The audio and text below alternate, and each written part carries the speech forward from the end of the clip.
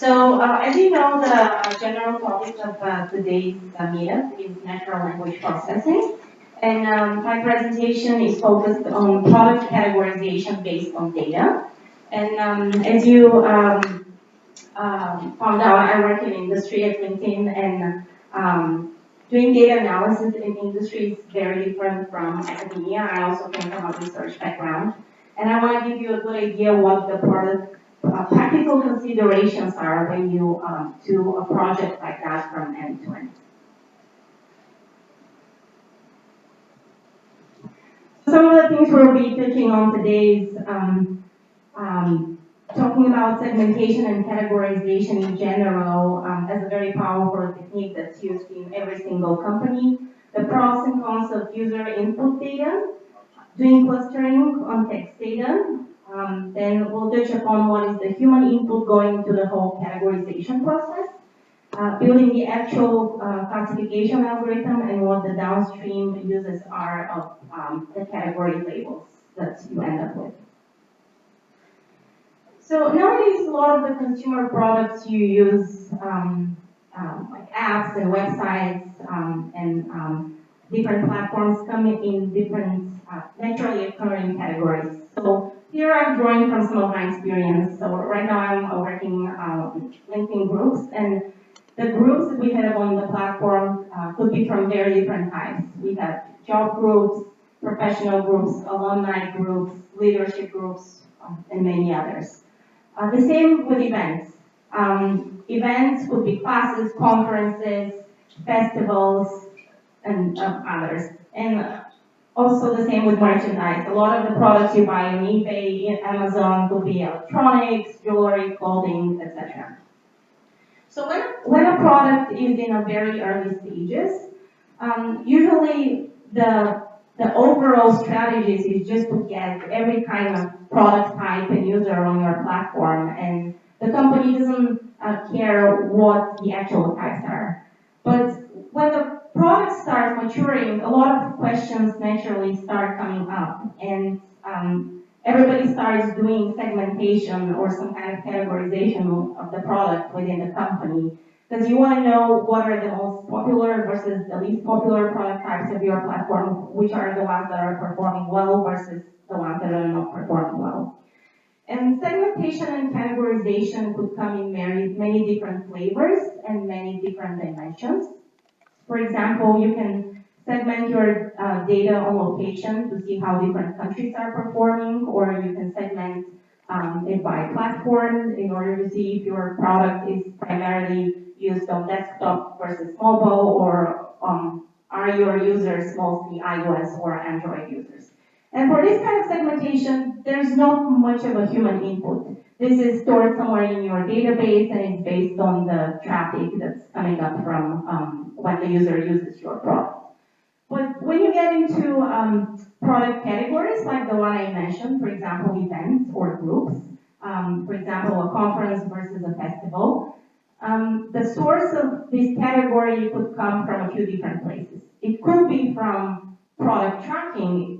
Imagine you have somewhere in the product flow an option to click if you're creating a festival versus a conference, and this will be tracked and it will go in your database. However, if you don't have this in your product flow, you have to do this categorization yourself, and that's what we'll be talking about in the other slides. And then there's the other kind of segmentation, for example, engagement level segmentation, where you slice and dice your customers into daily, monthly users. This is purely segmentation done based on human input. This is the data scientists decide those rules, how are they defined. Is a daily user a person who logs in 7 days out of the week or 4 days out of the week, etc.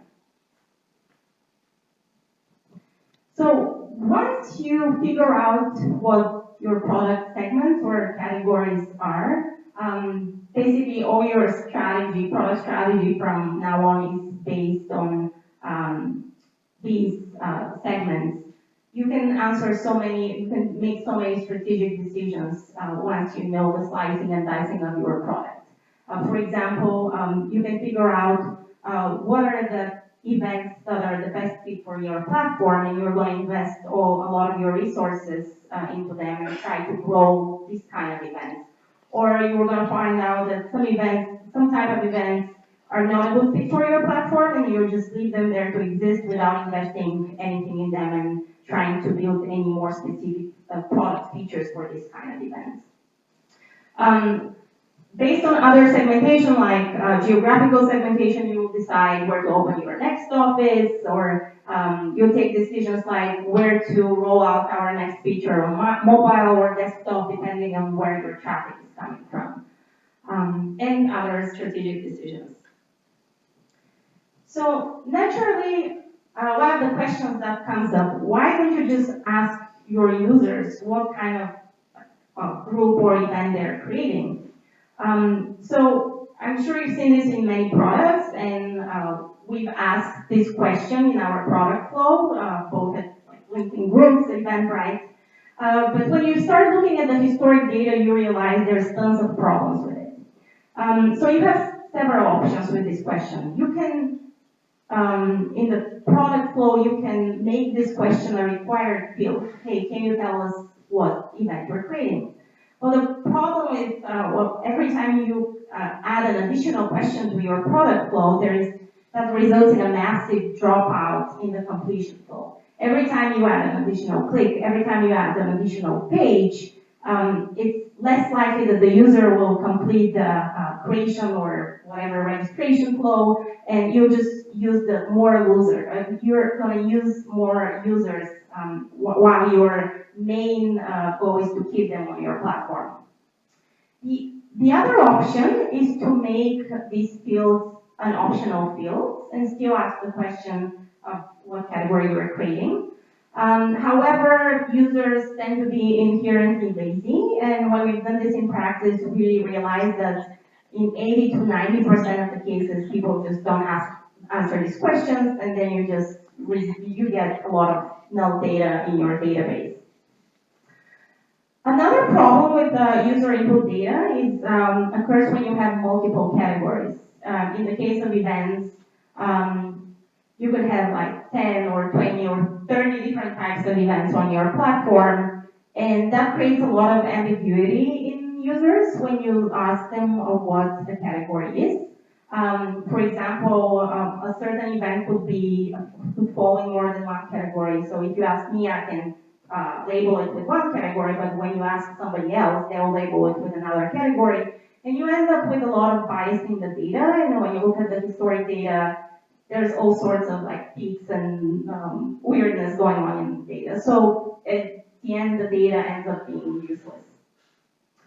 And the last point is that seemingly small product changes over time could also create massive inconsistencies in the data.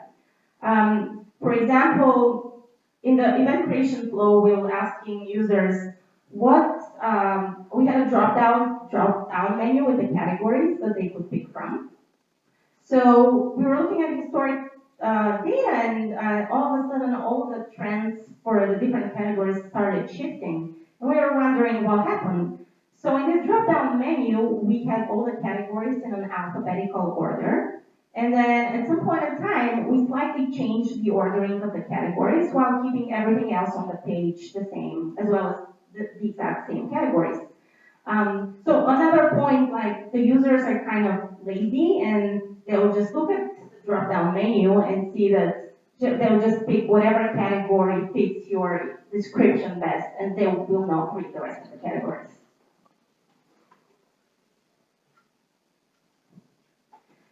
On the other hand, there's advantages of asking the users what the categories are. This could work well only when you have maybe 2 or 3 mutually exclusive categories, and so you can end up trusting the data, and it's very easy. There's not much friction, and it's easy for the users to pick. For example, imagine in a group creation flow, you could ask the creator, are you creating a professional versus a non-professional group? And the advantage from a product perspective is that you can take the users into slightly different product flows. maybe you will add some features to the professional groups that don't exist in the non-professional groups, and vice versa. So you can start creating this more of a personalized view to these two different category types. So when you're in a situation when the user input data is completely useless and biased and you can use it, you have to do the categorization yourself. So here I'm showing, based on some of the categorization we've done a few times at the places I've worked at, how we went about it. So there's a few steps. The first step is doing clustering based on text data, and the text data is usually for each event or group you have a name or title or description, so this will be the data you'll be using to get a feel of what are the kind of categories you have on your platform. Then there's a lot of human input that goes into the actual creation of the taxonomy that you'll be using from now on, and that will be used for the classifying algorithms. There's human inputs that's needed to actually label a lot of data points that you can use in your algorithm, and the final step is actually creating the classifiers. So as I mentioned, the data we use for the analysis is the actual name and description of events, groups, merchandise, or whatever you have. And as every first step in analysis, you're going to do some cleaning and descriptive statistics in your analysis. You'll do some, the first step is always cleaning the data, and the steps I described are facilitated by a lot of packages out there. For example, the NLP package, which is a natural language processing package in Python, has a lot of available functions that will allow you to do these. So some of the usual steps you do in a text data cleaning is you lowercase the text, where you remove punctuation and special characters. You remove stop words like the ones shown here, and then these are words that appear in every single sentence, but they have no meaning. And the last step is like tokenizing the text, which is basically creating a list of the words in the text that combines all names and descriptions together. And you can do some descriptive statistics like doing word frequency distributions. And actually, even such a simple thing could be super powerful by just counting how often the words appear in the overall text. I've actually done that and created like a super quick and dirty categorization of events and groups, because sometimes a product manager comes and wants some guidance based on the data, but you don't have a week or a month to do some fancy analysis, so you do like the most simple thing available to give them some guidance so they can take a decision. And it's interesting to see, for example, when you look at correlation between some of the text features with other attributes. For example, the length of text, that is the length of the descriptions in events, profiles, groups, etc., is highly correlated to the success criteria of these events for these data points. For example, if a group has a more thorough description, people are more likely to join it. If an event has a longer description, those events tend to have more tickets sold. Because if you think on the other spectrum, you might have events that have like very short descriptions, and they actually tend to be spam events. And the same is true for actually LinkedIn profiles. Profiles that are more complete appear more in searches and are captured by a lot of the other algorithms that are on the website. So after you do the initial cleaning of the text data, and the next step is clustering the data. So you can get now we're trying to get a feel what are the categories and subtypes of our data that appear on the platform. What we are using is approach that is very popular in like search ranking algorithms and information retrieval. It's called TF-IDF, which stands for Term Frequency Inverse Document Frequency. Basically, this is an approach that tells you how important a word is in a collection of text. And the output, what you get after you do this method is basically a matrix of word frequencies that you can put into the next step, which is a clustering algorithm. There are so many clustering algorithms out there that you can play with. I've given an example of one of the most common ones. You can just use a k-means algorithm. And when you do clustering from a practical perspective, it's kind of slightly different from when you do it purely for like maybe academic purposes. There's a lot of art and science in the clustering, and it's quite an iterative process. And every time I do clustering, I go talk to product managers, marketing folks, etc. We kind of combine clusters or separate clusters, and there's a lot of revision going on because you want to come up with clusters that make sense from a product perspective and kind of are aligned with other strategic decisions in the product team. And the recommended thing in those cases is you don't, actually there are so many measures and metrics out there that can tell you what is the optimal number of clusters, but we don't really care about that here. It's recommended to start with a much higher number of clusters so you can capture some of these niche subtypes of events, groups, etc. Because I've had like product managers come and they're like, I have no idea what kind of groups we have on our platform. Maybe we have this like really small percentage of groups that are super successful, but we don't really know about them, and we want to identify them and start coming up with strategies to nurture these groups and try to get more of them on the platform. Okay. So once you're done with the clustering, and let's say you end up with 20, 30 clusters, as I mentioned, you're gonna go and communicate this with your business partners. Here, I've shown as an example. Let's say we've ended up with 3 clusters, and the most important words that describe the cluster. So we have a music festival, a tech conference, and a social media conference.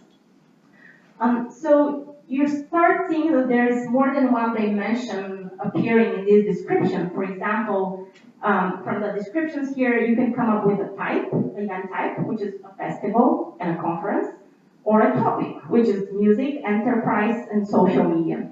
So it's up to the whole product team collectively to decide what are those dimensions we care about. Like, what is the degree of detail we care about? So we kind of need to define these.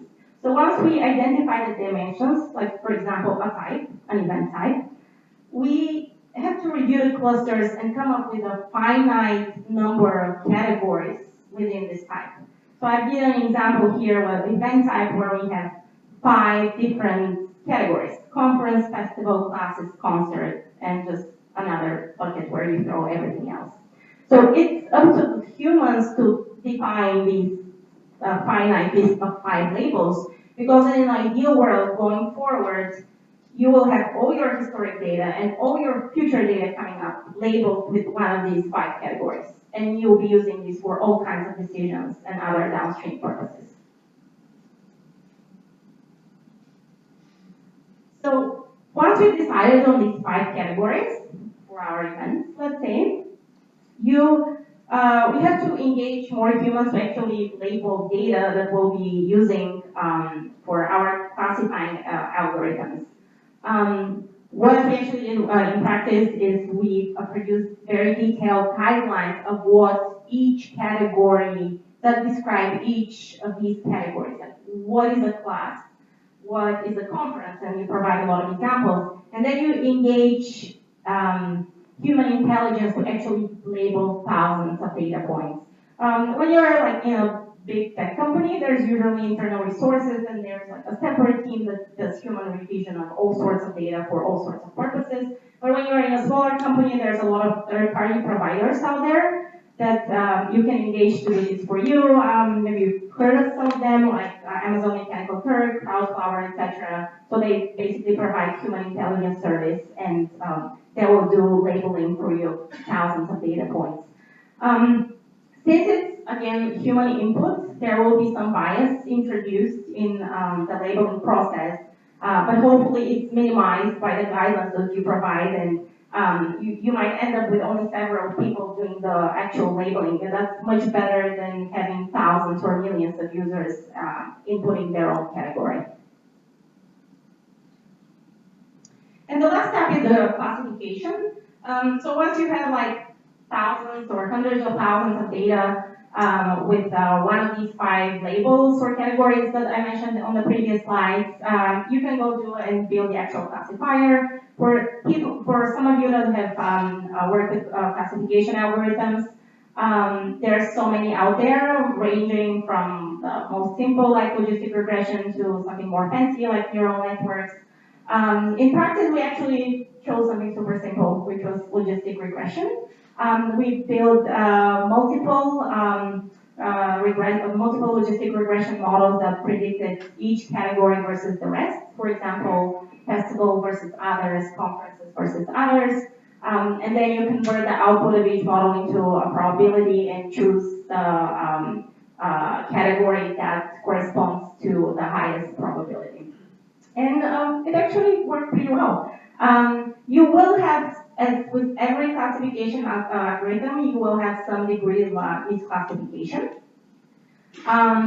But when looking at accuracy measures, I think the accuracy was maybe in the high, between 70 and 80%, in the high 70%, which was pretty good. And you can still live with the misclassification because it's done in a consistent manner versus human input data.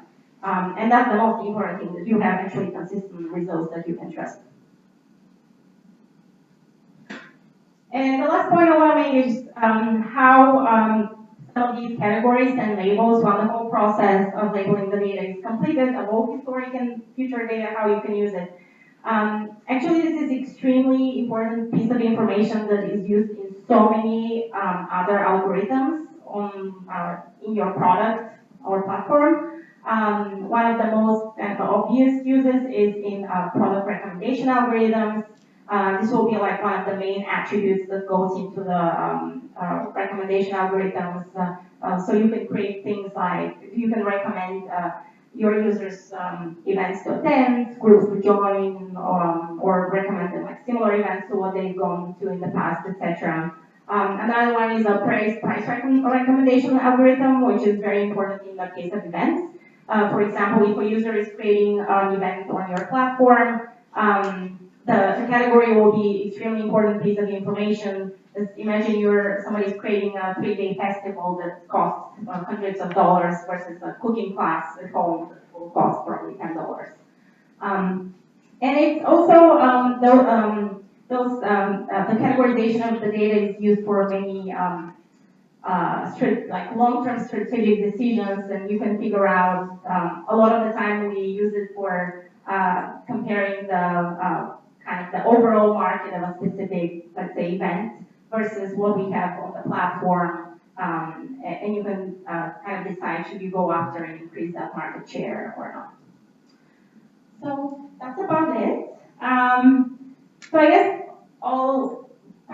the main point is like what I want you to get out of this presentation is that when you do this in practice, there's such a categorization project in practice. There's a lot of human input that goes into the whole process, and a lot of the time you can end up using the most simple methodology, algorithms, or whatever, and you still can get a lot out of it and make extremely powerful decisions that will actually decide the course of your product strategy for many years to come. And it just sometimes, product managers just want quick answers. They don't care if I'm going to spend a month optimizing some parameter or a few days. So they'll prefer giving them an answer in a few days. So that's it.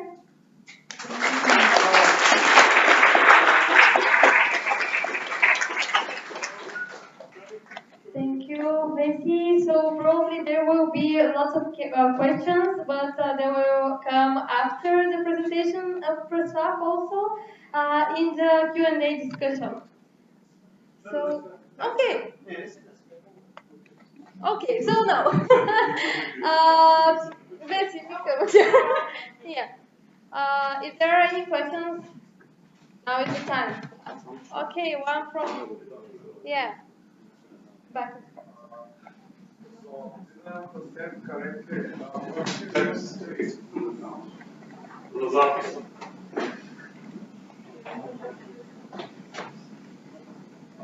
So my question is, first you use segmentation to determine the number of classes, and then you use classification to find out which are the classes in particular data set. So Yeah, so first you do kind of, I guess the technical term is like you do like unsupervised analysis or use clustering to get an understanding of what the categories of the product is on your platform. So that's why it's recommended to start with a lot of clusters just to get into really tiny niche subtypes of your product. Then you do the human label, like you decide on the finite sets of labels you're going to have going forward. You humans label training data, and then you use a classification algorithm to actually label all your data with one of your categories you decided on. okay, and my second question is, can you explain why classification one against all the others works better than classifying everything together as multi-class classification? Yeah, I don't think that is true in general. I think you try different algorithms when you try to build a classifier. It's just what we tried and it worked. I don't think that one algorithm always works the best. So that's why it's always, from like practical standpoint, always start with something simple, like logistic regression, then do something much more complicated to see what is the difference in accuracy you get. If they're about the same, like most people just understand better logistic regression and you can explain it to more of to a non-technical person than something like neural networks or something. So if you have to choose between two methods in practice and in industry, like always go for like the easier one or the fastest approach.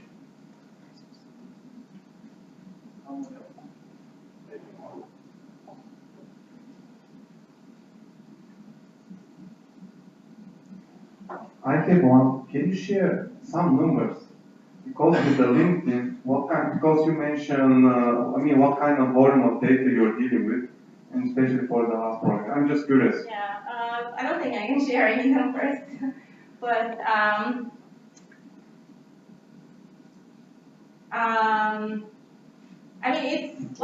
you can imagine it depends on what kind of data you're dealing, right? So if it's like clickstream data, like what people do on the website every day, or a specific product like groups or messenger or whatever. Well, we have like 500 million users, so that's kind of the official number. So a subset of them, will be logging every day or every week, and clicking everywhere. This is like tons and tons of data. But it just depends on which kind of data you're using. If it's obviously just number of users, as I said, it's in the millions. If it's clicks, it will be more than that. It will be billions. Yeah, depending on the time, like the time period you're looking at. Any questions? So I have another one. Yeah. Okay, well, when you're dealing with such amount of data, what kind of infrastructure and how you deal with the data engineers? I'm just curious. Yeah, data scientists. We usually take data for a given time period, let's say 1 week. So that will obviously reduce the amount of data a lot. I'll extract the data from some database, writing queries, and then just process it in a Jupyter notebook in Python or whatever. Or if it's the data too much, we can just take a sample of the data. So it's Jupyter notebook. yeah, yeah. Most small data types are just working Jupyter notebook.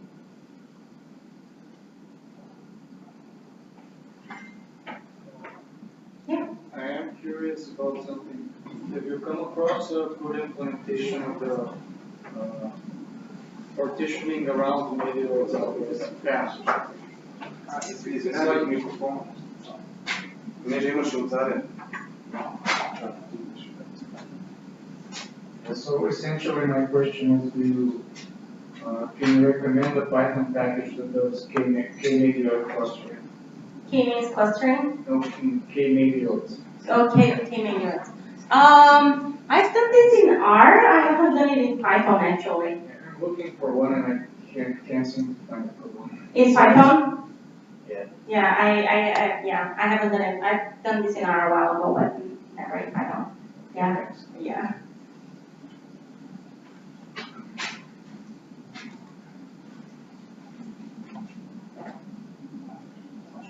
Hello.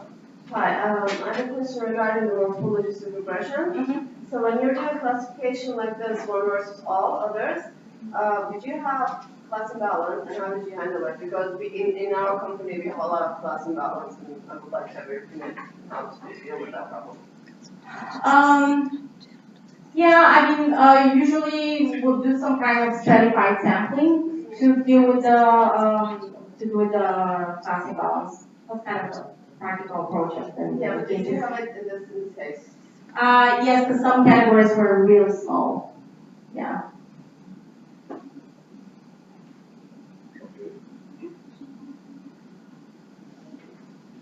Okay, anyone else? Okay.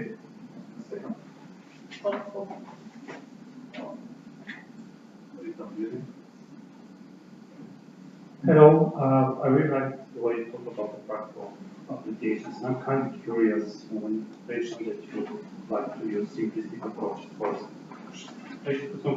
I also kind of found that, okay, let's put it this way. How much data do you feel that you actually need for a more sophisticated approach to be working, like in actual practical, like, you know, I feel like when you try different approaches, like the simplest one will get you 80% there. So you can spend a lot of, I mean, I'm just giving some average across many analysis of them.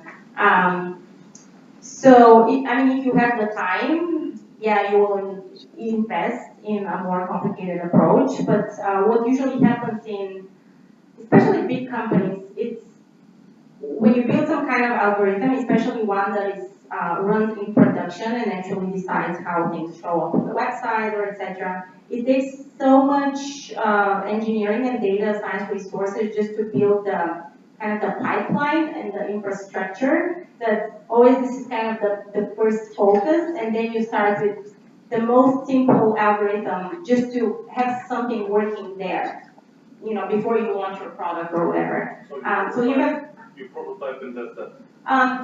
You just build the most simple thing, just to have something functioning to show the users. And once you build that, you just constantly iterate.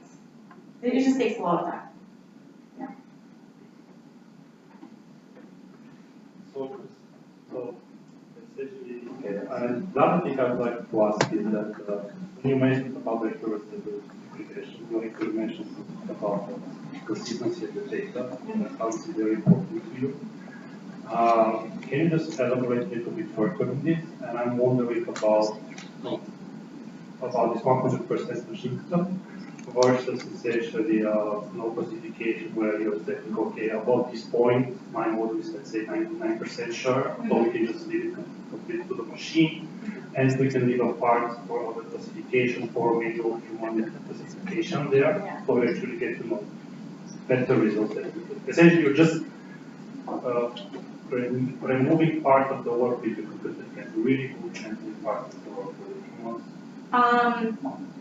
So with some of these classification algorithms, after we like do a round or finish a round, every time you go and review manually review the misclassified data points in order to either maybe find additional features that you didn't discover the first time and you can include it in your second iteration, or just find something additional that will help you classify better the next time. But in terms of the misclassification, so when you have all these many categories, you can look at every category, how well it was classified. There's like plenty of measures like recall, precision, etc. So you kind of know the percentage of misclassified in every category. And this is a kind of very useful thing to know because I'll give you an example. For example, when I was in Eventbrite, we were doing the revenue forecast for each category separately. We started doing it at some point for each category separately. And we kind of had to do some kind of calculation adjustments and like some kind of a back of the envelope calculations and adjustment to correct for this misclassification that was occurring in every category, so we can kind of arrive at like correct dollar numbers. So it's fine. I mean, you'll never get like 100% anything correctly, but just knowing what the extent of this is still very powerful. So just so I get your point very clearly. However, it's more about, let's say, actual fraud. Just imagine the point you actually have, let's say, your insurance company, you get some claims, you want to classify them in different categories. Yeah. And there you actually want to reduce the human work because the humans who must classify the claims and actually then file them. Okay. So if you have your algorithm there, the third is more different. Yes. So in this kind of algorithm, I was thinking that wherever you are very, very sure that the classification is correct, you can apply that, and the rest you just leave to the humans. When it comes, I guess, for analysis, just knowing the mistake is nothing more than incorrect for Okay, maybe I'm misunderstanding the question. Are you talking about like an extra layer of human classification after? Okay, sorry, yeah. Yeah, that's definitely done in many places, especially with fraud algorithms, because in many cases, an algorithm will detect something as fraud, but it's actually put in a kind of a queue somewhere where people are reviewing, so they want to make sure that it's actually fraud or not. Because let's say think about like the banking transactions. You kind of create a horrible user experience if you draw money from your account, but it was labeled as fraud and your card was locked and then you have to call. So I think that's the major kind of use of like this additional human layer of revision that I've seen in many places.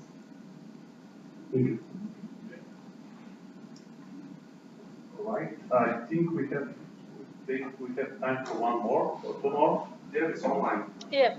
Okay, we have online questions. Should I? Okay, I will read it. Do you have a mixed data science team, like stats, maths, IT, and business background, or it is rather uniform? What would you prefer in an ideal world? What was the very first What question? sort of team? Oh, sorry. Wow, I mean, I think one of the most fascinating parts about data science is that people come from all sorts of backgrounds. Like, for example, the other 3 data scientists on kind of my immediate data science team, one has a PhD in psychology, one comes from a physics background, and one from a economic analysis background. I've met people coming from all sorts of backgrounds. And of course, they did some kind of quantitative work in the past, and they learned most of it on their own. And I think I would definitely prefer people coming from different backgrounds. For example, when you work in product analytics, like I'm doing right now, being a data science in product analytics, you kind of have to be part-time product manager, constantly thinking about the product, constantly thinking about what the user is doing, coming up with hypotheses, why they're doing this and not doing that. So it's kind of part psychology, and you have to think about the user experience all the time. So I think it's really helpful having people from all sorts of backgrounds on our team. Okay. Well, we have time for one more. Anyone? All right. In that case, I would like to thank once again to the interesting topic by Vesela. And floor to Denise again. Thank you. So yeah, let's welcome. First, thank you, Vesela, for these interesting presentations, and let's welcome Presláv Nákov with his presentation on truth seeking in the age of digitalization.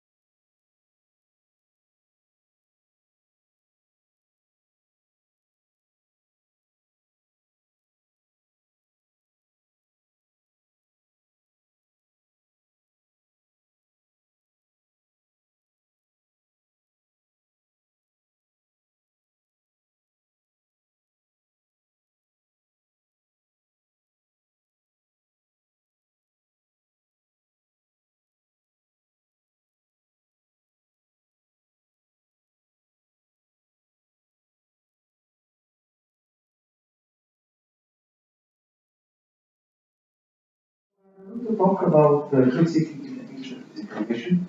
So, just very briefly about myself. So, I got my PhD from the University of Berkeley. Actually, I did my undergrad in Oxford University, which is kind of, I was in the best of the Western world. Then I went to the best of the Chinese world to do things about machine translation, mostly about Chinese and Malay edition. And then I went to the best of the Arab world, the Qatar Computing Research Institute, where I continued working on machine translation, but that was working on question answering and more recently on fact checking. Obviously, the focus was mostly on Arabic and Spanish. And then I done other things like flexible semantics, selection structures, and analysis, and so on. In the Qatar Computing Research Institute, we have recently started a mega project on limiting the effect of fake news. And we have a cooperation project with MIT on Arabic speech and processing, cross-language information search, and fact verification. So then we have two ongoing projects that have some relationship to fake news. So there's a question answering team, and Korean fact checking team in the institute. Those are our colleagues in MIT on the project. So here, this kind of a mega project runs across different groups in the institute. So this is our Arabic language technologies group, people from the distributed systems, some people from social computing, right, that know the neural, the different social media, and so on and so forth. We have people from other local universities, and we have people from the Northwestern, from the school of journalism, right,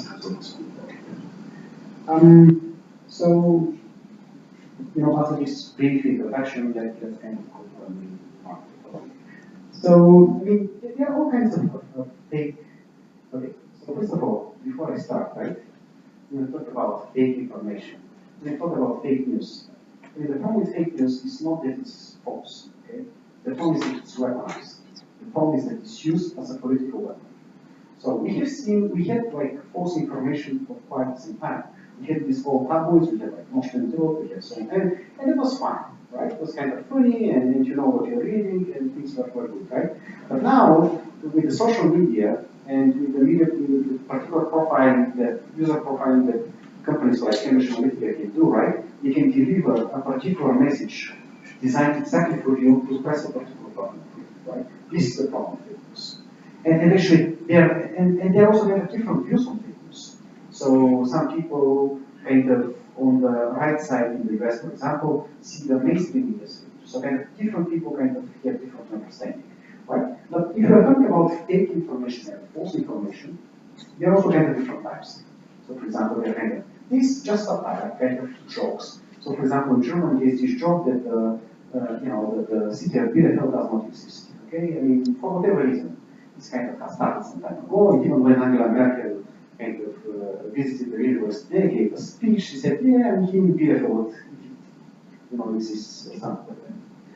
And of course, there are other motivations why people are doing it, right? So some people, like in the city of Veles, I believe, in Macedonia, made a fortune during the US presidential campaign, right? Creating fake news sites, writing, you know, propaganda, pro-Trump propaganda. They didn't do it because they wanted to influence the US elections. They did it because they wanted to make money, right? It's like some teenagers started there, and over time, it became so successful that they had to they hired several people in the US, they paid them US salaries as full-time employees for those teenagers in Macedonia to write fake news for them, right? Because they needed more content, right? And then there are other teenagers that learned about this and also started the same kind of business. And of course, those guys didn't just have one website and so on and so forth. And suddenly we have like hundreds of websites. And it turns out, yes, it's a whole industry. It turns out that big part of the propaganda, fake news propaganda came from Macedonia, right? So, yeah. Right. Yeah, I mean, so this is the real thing, right? The really dangerous thing. This is what Cambridge Analytica and this way kind of Facebook got you to travel and all of this, right? So it's actually came recently, but it's a scandal that has been going on. The government was writing about this for 2 years. And now there, I mean, whether really Cambridge Analytica and Facebook really influence the elections or not, we don't know. Whether they influence Brexit, we don't know, right? But Hillary Clinton herself, she believes that she lost because of that. Okay, so at least some people believe it.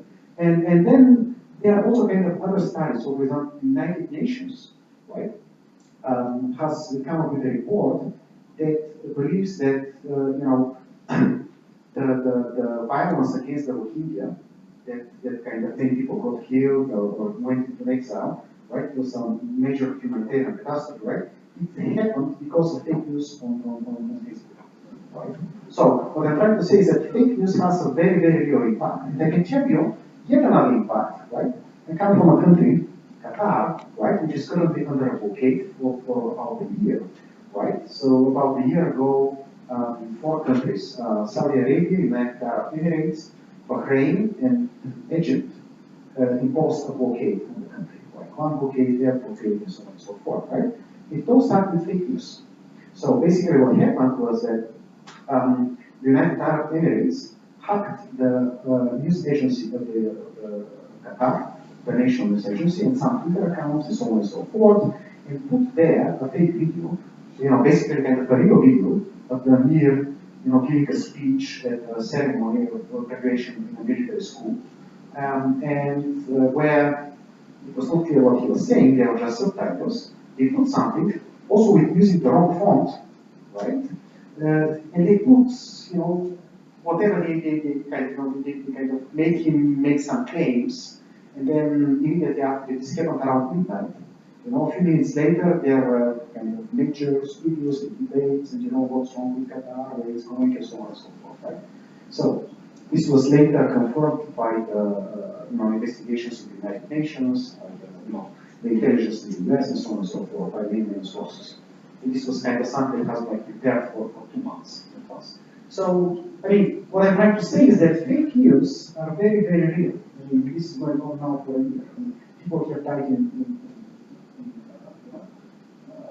Rohingya have died, and it could be that the Brexit, it could be that the election of the last US president, the present US president, was also somehow related to this. So it is an important problem. It's an important problem also if you think of, so for example, the Oxford Dictionary had the word of the year for 2016 post-truth, and okay, I cannot tell which dictionary. The Brown Dictionary had fake news of what they did in 2017. And obviously, as the problem has grown, there has been a lot of effort in trying to fight it. There have been a lot of fact-checking initiatives. There are some here in Bulgaria as well. There have been, so okay, the major ones are fact-check.org, Verify, Snoops, right, those are the main ones, but there are many, many others. Yep. So the Data Science Society had last year hackathon on fake news, and I was going to say something about it. I have some slides on it. So, yeah, because some of the students and that I can work with have won the competition, so I'm not sure. So okay, so what the first And I'm going to cover several problems related to fake news, and one of them is what is worth fact checking in the first place, right? This is what you do against that. Suppose this kind of a presidential debate between Hillary and Trump, right? And the average presidential debate is 1,200 to 1,300 sentences long, right? And there are many, many claims made there, right? Which are the ones that you are going to fact check first? You cannot check 1,000 sentences, right? It kind of takes a lot of effort to go and verify it, right? So one problem that we have worked on is kind of to prioritize, to say, you know, this sentence is the most suspicious one. Suspicious means that it's likely to be false, but it's also kind of general interest to the topic. We have basically, so what we have done is we start with, let's say, PolitiFact, right? They have this annotation of the debates, so they have the text of the debate, and they select some part of a sentence, and then they comment on it, where it is claimed mostly false, blah, blah, right? So, and this is what we use as training data, right? We just say, okay, PolitiFact believes that this sentence, or part of this sentence, is important to fact check, because they can fact check, right, out of the all ones. And these are the ones as well, these are the ones as well. And basically, we build a system, right, that tries to mimic what the guys in PolitiFact are doing. And so we have taken data for the first, second, the third presidential debate, and the vice presidential debate, actually from 9 different fact-checking sources, from CNN, from PolitiFact, from the Guardian, the New York Times, National Public Radio, and so on and so forth. Basically, we have a neural network that tries to predict each of those sources, whether for each sentence, we try to predict whether each of these sources is going to select it, as well as whether any of those sources are going to select it. And basically, we can mimic the selection strategy of any of the sources.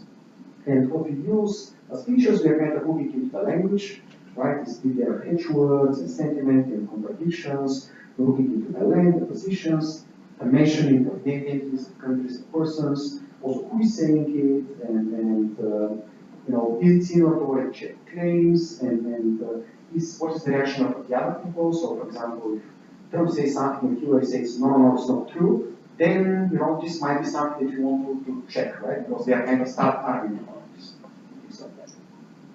And okay, we don't have time, but we have a demo. Claim around user.org, where if you put some claim, you put some text there, you can chop some sentences and put, you know, you can calculate some score depending on how what is checking. You can sort, you can mimic different sources. It also works for others. For example, here, sort it, really fast, right? And it works for solution for others. Made to work for Bulgarian. And we had a competition on this, fact-checking co-op, with kind of just finished recently, where we had two tasks. One is to do this, and to select what is worth fact-checking. The second is kind of given a claim to check where this claim is true. And then we're going to talk about the second task. So, kind of checking, okay. You have a statement, and you need to check whether the statement is true or false. Okay, so for example, there is a claim. Obama wins his second Nobel Peace Prize in 2016. Okay? And now this is true or false, right? If you are a human, what would you do to check this kind of claim? Well, I mean, here's one possible story. One possible story is, okay, you turn this into some kind of query, Obama, Nobel Prize win, 2016, you know, and if you drop some words, you cannot do it. And then you kind of query, you kind of skip over the snippets, and you choose the most relevant ones, and then you kind of select the Wikipedia page for 2016 Nobel Prizes. Then you kind of analyze what is there, and you find a fragment that says 2016 Nobel Peace Prize was awarded to the President of Colombia, Juan Manuel Santos. Right, so, okay, then there's some contradiction between those two claims. And if you trust Wikipedia, right, and then you probably can decide that this is fake, right? This is false. Okay. So there are many elements here, right? But basically we have automated this process. This process can be made more and more complex. So together with a student from the Sorbonne University, who did a master's thesis on that, and together with colleagues from Qatar, we have kind of basically automated the process. So, given an example, we kind of convert it to a query, and then we extract the most interesting snippets, and so on and so forth. And all this is part of a neural network, it has some structure, LSTMs, and it has some representation of the claim, of the snippet from Google and from Bing, and then from the full web page, and some kind of similarities, and all this goes to some to make the prediction. And other things that kind of other people have used, right, that are not part of the system, right? If you are checking claims not based on what is there on the web, but based on what is there on Twitter, there are other things that are kind of very interesting things are temporal patterns, right? So it turns out that over time, if something is fake, you start seeing after some time words like false and fake and what and clearly, and in real claims you don't really see those. That's one thing. And another thing is like question mark, like for rumors, you see how the progression over time of this, and non-rumors or introduce a first person pronouns and things like that. But actually, even the phone, basically, it turns out that there has been like 2 articles in Nature, probably 2 months ago, and one of them was a very large-scale study on something that we have known for a while, that fake news are spreading much more widely compared to real news. So if I paste something fake in Twitter or in Facebook, it's going to reach many more people compared to if I kind of paste something real, right? But the thing is that the way that it spreads, in moment 1, in moment 2, in moment 3, and how many people it reaches, the way that it kind of grows and dies, the pattern is very different for fake news and for real news. And this is very, very distinctive feature. So basically, if you kind of watch it for a while, you're going to know whether it's true or false. Unfortunately, it takes some time, and by the time you realize it doesn't matter, because it has already happened. Okay, so basically, kind of this idea, right, that we cannot really fact check every single claim. In one article, there are so many claims, right? And then by the time you fact check it, it takes some time because you just need to accumulate all this information, right? How it spreads over time, and then if you want, maybe reader to write about it, and so on and so forth. Then it kind of can make sense to characterize the sources, right? The way it's written, this is what journalists do. They want to know 2 independent sources for each everything they publish, and they want to trust those sources. So one important problem, and this is something that has happened. So for example, Snopes, Politifact, and all kind of several others, they have like several websites that started collecting lists of a few hundred or a few thousand, 1,000, 2,000 sources that are just telling you this one you can trust, or this one is like very biased, or this one is fake news, or this is just satire, and things like that, right? And this kind of a good prior information, so if you know what to do. So let me give you one particular example, right? So on March 24th, actually I was here in Bulgaria. I was invited by the Data Science Society in a different event, right? And I was leaving, right? I was in the airport leaving to Bulgaria. And then a friend, because I was here just for 2-3 days, right? Very short time, a friend couldn't meet me but wanted to talk to me, and we just met for a coffee in the airport before I leave. And then, the friend tells me, you know what? I found something very, very scary, The US is closing its military base in Qatar, right? It's a scary news because, Qatar is under a blockade. And kind of one of the things that we believe, protects Qatar is that there are 2 military bases, the US. There is another one of France, another one of Turkey, but, this kind of gives you some sense of security, right? And there was this news, right? And of course, the next day, it was kind of declared officially by the US state The news was that the US is closing its military base in Niger in Turkey and Al in Qatar. Right. And the link that my friend gave me was this, right? Okay, it was in Bulgarian. This was the source, right? And the thing is, okay, I don't know what is this MiG news, right? MiG sounds like those airplanes, MiG, which are Russian, and kind of they start thinking of something Russian and some Russian propaganda and things like that. And I'm okay, I don't know this news. But then, basically, it turns out that this article is signed, okay? And it's signed by Vladimir Chukov, who is, very respected, expert from the Middle East, right? Each time there is something, we can put him as an interview, okay? That's interesting. And then, okay, maybe this fake news website, if it's fake news website, okay, I have no idea because I have never seen it, right? Maybe they just put the name of this guy to make this real, right? But then I go on the Facebook profile of Vladimir Chukov, and he has posted this same article in his own profile, okay? So I don't know if this is a good website or not, right? Maybe it is, because Vladimir Chukov publishes there, and it's real because he also published in his, Facebook profile, unless it was hacked. Right. So, okay, and then I search and I find some other websites like, this is a Bahraini one. Okay, it's coming from a blockading country, right? Because Bahrain is one of the blockading countries of Qatar, so kind of there's some kind of bias.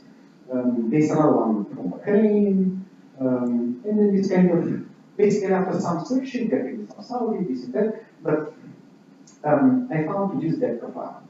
That is an Israeli military intelligence site, right? And I couldn't find anything earlier than that. Right? I'm not saying data is great, but this is the one that, of course, this is kind of a very good support. But basically, whether you can trust some source on some particular topic, right, is something that you might want to understand. It's more about, it's not so much about a website spreading fake news. It's also about bias on some particular topics, right? If there's a political conflict, you cannot necessarily trust media from one side of the conflict when they are talking about the conflict, right? It goes in both directions. So it's kind of important to characterize the sources. So we took some data from media bias fact check. We have about 2,000 sources. They characterize as left versus right bias, or kind of whether they are spreading fake news or not. And we did a very, very simple experiment. Okay, so the majority baseline is 60%, kind of 60% of the websites are reliable. And for the rest, we just check, does this media have a Wikipedia page or not? And just based on this, if you just check this, right, you get 81% accuracy. So if a website doesn't have a Wikipedia page, there is something fishy. Okay? Right? And then if you also kind of do some kind of TF-IDN, the previous speaker has talked a little bit about it, you have some simple classifier based on the content of this Wikipedia page, right? We can go further. So we can take more data, and we have balanced it a little bit more, and we have worked with two problems. One is predict whether a particular website tends to publish factually true information or factually false or kind of mixed, right? So for example, here's some examples. ABC, TechCrunch are seen as high quality, Russian Insider as mixed, and Print has voted Aurora News as low, right? Those are kind of negative annotations by journalists, by kind of volunteers, and so on and so forth. We take them as granted, right? We have to trust somebody. And the other kind of annotation that we have is bias. So we have extreme left, left center, right, and so on and so on. So extreme right. We have some examples. So for example, Fox News is right, and Die-Hard Democrat is left, right? Things like that. User.com is extreme left, and so on and so forth. So so for those, we are looking into what kind of text they publish. We are looking into what some statistics about their Twitter accounts and some statistics about their Wikipedia pages and comments. Right? So, for example, we have different kinds of classification, different kinds of evaluation measures. But basically, what we are looking at is this website? So if you look at Alexa Rank, is this kind of a popular website or not, right? This kind of gives us some idea about the popularity of the website. Then the URL. What does the URL say? You know, if the URL says dieharddemocrat.com, there's something fishy here, right? Because it's kind of, you recognize the names there. I mean, good media like CNN.com, right? Or things like that. Or, you know, Patriots Voice, right? Also CNBC News, right? So, things like that. So, we're trying to see if there's some good vocabulary words in the name, which is kind of more typical for major media. And then we're looking at the Twitter account, right? When it was created, is it recent, is it old, right? Does it even have an account? Is it verified? Does it have declared looking? Kind of, do you know one's location? Does the URL sometimes in the description of the Twitter match the URL of the website? Because sometimes they have .com instead of .com and things like that, you know, that kind of hiding. And then some kind of counts of followers, of tweets, and so on and so forth. And some, what is the text of the description? And then Wikipedia, does it even have a Wikipedia page? What's the table? What are the categories there? The info box, in the summary, in the content. And then articles, kind of. You crawl the website, a few hundred, a few thousand articles, and you check what is the title, what is the text, and you put all these things into classify. Right? And what works best for neutrality, and what works best is, of course, the articles that are published there, and also the content of the Wikipedia page, and for everything about Twitter. The traffic and the URL expression not so much. And for bias, pretty much the same picture. Always. Yeah. So another thing, if you are going to check a claim, right, you need two elements. You need to know, okay, you have a claim, you go and you retrieve some web pages about this claim from the web, and you need to know two things. One is, do I trust this source? And we have talked about this, right? The second thing is, does this source, right, this article that I have found, is somehow textually similar to the claim, does it support the claim, or does it oppose it? Because if a good, reliable medium supports the claim, maybe it's true. If a bad one supports it, maybe it's false, and the other way around, right? And kind of, you want to collect this evidence together, give it to a classifier, and make a decision based on you know, who writes about it and in what way, right? And so here we're looking only at the question whether a particular article agrees with the claim or not. So the claim is US policies military based in Qatar, and you know, he is this article, US ships that Qatar based in Saudi, and blah blah. Here the label always is agree, because the article agrees, and here this article from Turkish US military denies being based in Turkey, Qatar, right? This article disagrees with the claim, right? So it is another part that kind of demonstration does this part checking, where you want to decide whether a particular article agrees with the claim or disagrees with it, or just a specific. So there was a English challenge last year for English, where you have about 40,000 claim article pairs, and you get 4 labels. You have like agree, disagree, discuss, and unrelated. And we should see how little there is like disagree. And we thought there's probably something wrong with this data, right? Because how can we disagree just by 2%, right? And then agree just 7, and this hugely related.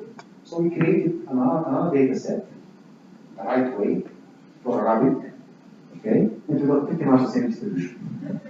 Okay. Not exactly the same, but you know, it was, disagree was 3%, 2%, now it's 3.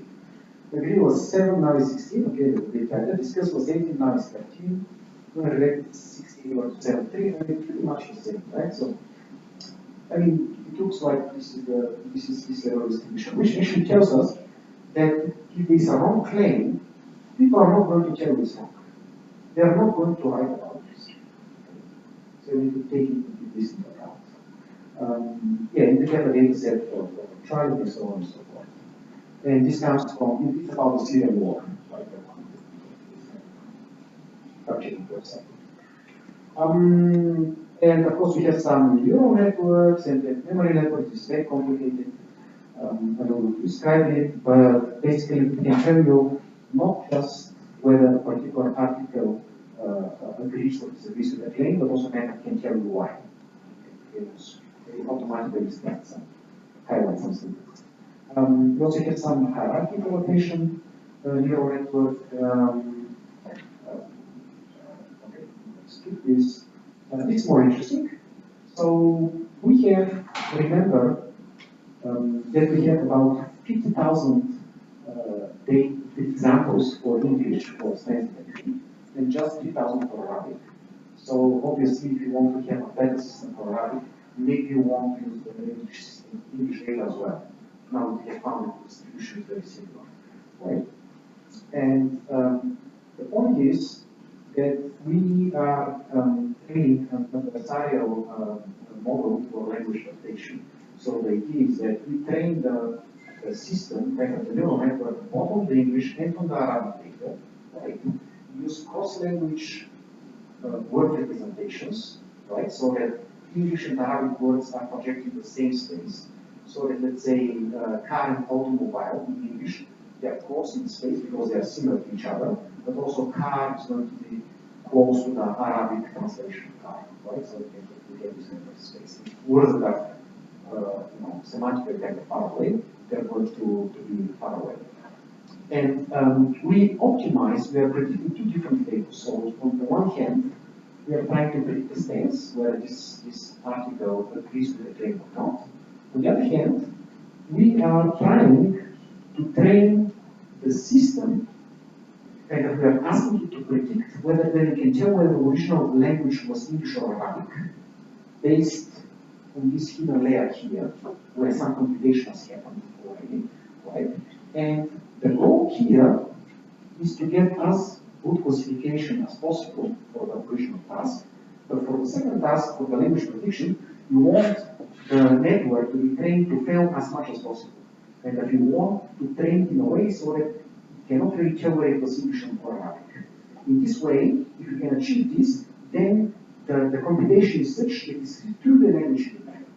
So, in this kind of has we shown it works better. And this idea of adversarial training, I'm just opening parentheses here about generative adversarial networks. Okay, it's a little bit different technology, but it's again the same kind of adversarial idea. And Jan Lucan, who is the director of Facebook's AI research, right, has said a year or two ago that the generative adversarial networks is the most interesting idea in the last 10 years in machine learning. So it's a very powerful idea. It originally originates in image recognition, right? But can be applied to, language processing. So, just to give you an idea about the generative adversarial networks. So, imagine that. So basically, okay, here's the original idea, right? Coming from images. So you have you generate somehow a random, let's say, normal distribution, multi-dimensional random noise. You can just generate this, and then you run a network that takes this as input and produces, let's say, Leonardo da Vinci pictures. Okay, and this is the generator. It's a forger. Somebody kind of creates fake Leonardo da Vinci pictures, kind of images, paintings, right? And then you train a network to which you give original Leonardo da Vinci, paintings, and those fake ones generated from the other one, you ask it to predict whether it was true, which is good, which is original, which is fake. Okay? And if the detective catches the forgery, you tell the forger, what? Here you succeeded to fool the expert, but here you failed. And they say, I failed here, okay. Let me tweak a little bit my parameters. And basically, you kind of train both at the same time. So over time, the better the detective gets, this gets signaled back to the forger, the better the forger next time gets. Right? Intuitive. And if you have a few iterations of training for the forger and a few iterations trained as a detective, and over time, you kind of get a very good expert that can tell you whether this is a true painting of this artist or not, and also a very good forger. Right? The more you iterate, the better it gets. yes, I'm interested in stability and this and that, but this kind of the general. Right? And this is what we have used here for except that we have two discriminators. We have not data, but it is very simple. Okay? And I'm moving to the next topic, which is about controversy, stance, bias, propaganda, and so on and so forth. Right? So it's not just about saying that one particular medium is spreading fake news. By the way, it's not so easy to detect. If you take one particular fake news website, and if you go and just scroll data from there, right, the good ones are going to look mostly good. Why? Because after some time, they just delete that fake content. Because they don't want you to go on the website, right, to see. And, you know, the thing is done, and it spreads around, okay, that's not us, right? It's very everywhere, no, we don't look at those kind of stuff, right? So, but then there's kind of just bias, and you've shown some results about left versus right bias, right? And we can be other kinds of bias. So now, controversial topics, right? You can find controversial topics in social media. You can just like looking at the network structure of who is retweeting it and kind of what those kinds of users, you can very clearly see that on some particular topics you have, you know, clear separation between users. So now, the relation between stance, bias, and propaganda, right? There are many definitions, but this is kind of maybe one clean distinction. Stance is you have a claim, and you have one article, and does this article agree with the claim or not, right? It's in one article. Bias is in one medium, consistent stance over some period of time. Okay, so this particular newspaper, I don't know, is positive about Hillary or critical of Turkey or whatever. Okay? And propaganda is bias with a purpose. Okay? So you do it on purpose. You can have a bias without even caring about it. So for example, I don't know, there are many fighting military groups in Syria, and you call this one fighters or terrorists or whatever. I mean, just pick a term. You as a newspaper or you as an editor, you don't care at all what happens in Syria. You care about, I don't know, about some other problems, and you are biased there. You can kind of try to be objective there, but even just by taking the particular term, you're kind of introducing a bias. But if you're doing it on purpose, there's no problem. Okay? But this is one possible understanding. So, yeah, I mean, so for example, the Guardian, right? You take the Guardian, if you read one particular article. If you read one particular article, by the way, in 2022, the next World Cup is going to be in Qatar. Okay? So, you know, if you read one particular article about labor rights and wrongs and, you know, how workers are dying in accidents in the construction, the heat, and whatever in Qatar, I mean, if it's one article, you can say, okay, it's probably negative stance or positive stance or whatever about Qatar or about the World Cup, right, in this article. If you see it kind of over time, so for example, the Guardian has even, you know, a timeline about this topic, so they really care about this topic, you can see that they're consistent. Okay? So they have no bias. I'm not calling it propaganda, I don't know if it's on purpose. But kind of, you know, you can clearly see that the articles that they have written in the past, right, they have bias. They're typically kind of writing about the wrong things that are going to the organization. Maybe kind of the wrong things are better news and more interesting for readers to read compared to the good news. Anyway, so one thing that we are doing in the project, right? We are building media profiles. Okay? So we are not just saying that, like what other people are doing, is they're saying, oh, this particular medium is, you know, spreading fake news or is left or right. No. We are going to really media profiles at the final grain level. So if you can click somewhere, we actually have a demo. Unfortunately, it's under a firewall. I cannot really show it to you right now. Maybe some other time, right? Where you can click and you can see this particular medium, right? What are its biases? For example, whether it likes Qatar, what is its stance with respect to Qatar? Okay, for Qatar in general, or Iran, or Kurds, or Turkey, or Erdogan, or Putin, and so on and so forth. Right? And this might be something useful for people because you can understand when you see some article, that is very critical of blah or praising blah, okay, let me see, okay, this is how they write in general. Okay. So now about propaganda, right? So there's a kind of fake news website called the Qatar Insider. That is run by Saudi Arabia. They don't publish anything anymore because it was stopped. It was based in the US. And Qatar has complained about it. I mean, okay, obviously, they said, okay, these kind of, information go on both sides going on. So this is one thing at a time. And so I just like to use it to show you whataboutism. Whataboutism is kind of a propaganda technique, right? Which is, it doesn't matter what the news is about, say, yeah, but Qatar is not fighting. So, for example, yeah, exactly. Right? So, for example, here, Qatar spends profusely on Neymar. So, the news is about Paris Saint-Germain buying Neymar for, I don't know, whatever billion euros, right? And Paris Saint-Germain is property of Qatar. Okay, so, Qatar is buying Neymar. Okay, it's a good opportunity to say, they are spending money on this because they want to make PR and because they want to distract people's attention from the fact that they are not fighting terrorism. I mean, this is not whataboutism. It doesn't matter what, they can write it about any news. Right? I mean, his news has absolutely no connection, so they can see no connection. This is one technique. Another technique is cherry picking, right? Where you kind of take something and you kind of drop some parts. So, for example, here, there's something about the French kind of spokesman of the French government being critical of Qatar. You kind of select one critical sentence, but kind of not really show the other one, which is like France's favor of the dialogue, right? Which is kind of, okay, the criticism is still there, but the next sentence is softened, right?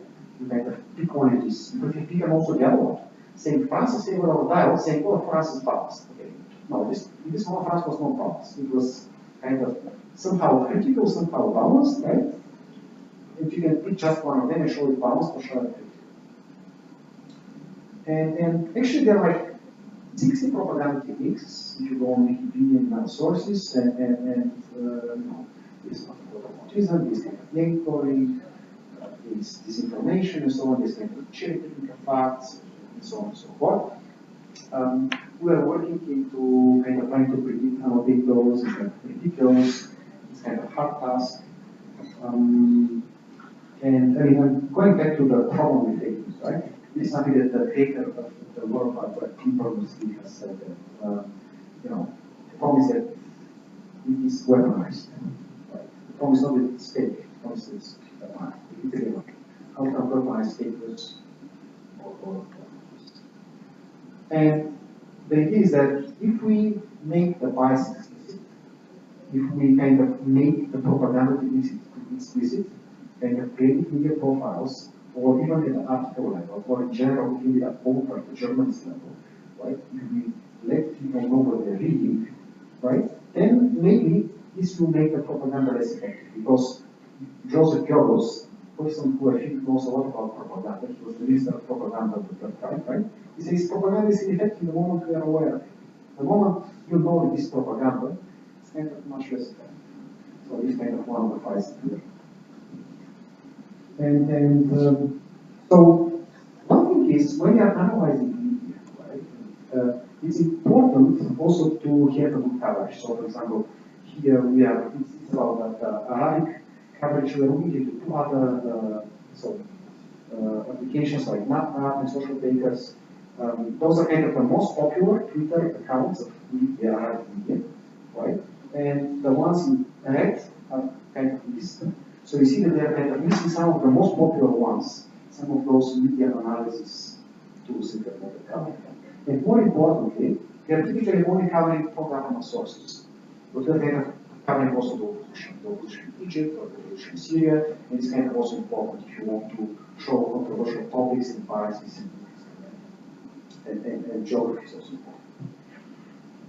So one thing that we have done is fact-checking, in community question answering. So community question answering, we have done quite some work on that.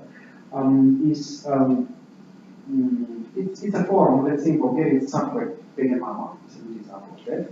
It's a place where you ask a question and you really is kind of a long list of answers, right? So now the thing is, obviously, you have seen Mama, and it's a question, and then there's some good answers and there's some bad answers. Right? And So, and there's some potential use. So one thing that we have done, it's in Qatar Reading Forum, which is similar to Diagram. We can actually automatically, the system to automatically predict whether an answer is good or not. And you can also sort on this. So there are different answers. You can see the top 5, okay, the best ones in top. And yeah, it's integrated in the website. And another thing we have integrated is kind of direct answering. So, for example, you come with a question like where can buy a bike in Qatar, and here's the direct answer. If you want to buy a really good bike, then visit Toys R Us, near Al-Sad, and Skates, and Sour Road, blah, blah, blah. Right? So basically the idea is that you need to find to this question, a question that is somehow similar to it, right? And then good answer to this question, also make sure that this good answer to this direct question is a good answer to your original question, right? This is what we have as a system. And this is good because the users don't have to post it and wait for a while.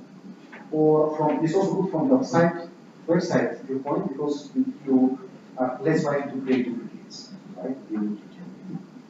And also kind of we have interface with stories. This is good, there is a demo and so on and so forth. But one thing that we have done on top of this is like fact-checking the answers. Because under this definition here, a good answer is one that answers the question. It says, you know, timing this morning it is the 7th month. But I don't know if it's true or not. Or for example here, right? The question is, you know, a particular kind of visa for how long, by how long I can extend. And some people say 9 months, some people say 6 months. These are all good answers because they are answering the question as opposed to arguing or name calling or who knows what, right? But we don't know them too. And we build a system that kind of checks those answers. Now, you cannot check everything. First of all, you have to, the question has to be about fact, not about opinion. Because if you have a question like, which is the best card to have in Sofia? That's something about, well, which is your favorite color, right? Or, I mean, or it can be just even socializing. It's a nice day today, isn't it? I mean, what can you fact check about the answer to this question? It's not, okay. So first of all, the question has to be really asking about the fact. The answer has to be good, not socializing factors. And then you can ask whether it's true or not. And so here in this particular case, you know, those are correct, this one is false.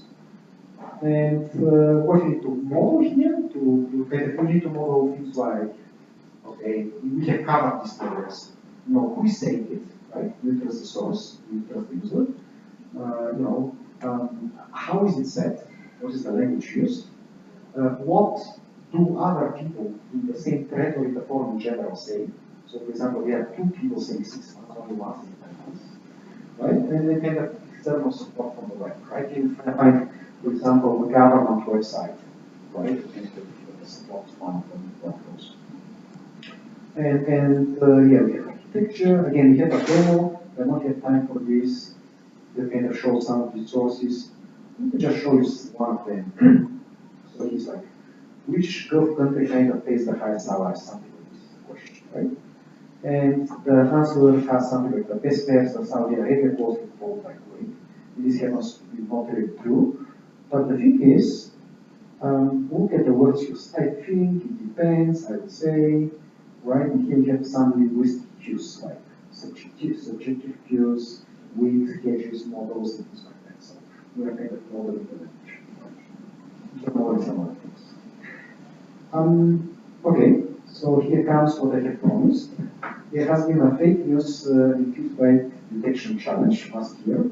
Okay, I had here a picture, but it doesn't show, I don't know why. It's a Hack the Fake News initiative organized by the Data Science Society. And yeah, and it was for Bulgaria, it was about fake news and fake. So actually, in this particular data, there was 98% correlation between fake news and fake. In other data sets, it's different. Different data sets have different distributions. And yeah. Right. So, I mean, one thing is, it turns out again, see, fake news are more likely to be reposted compared to actual true news. So they have to be repeated. So basically, in the sample, some of the articles were kind of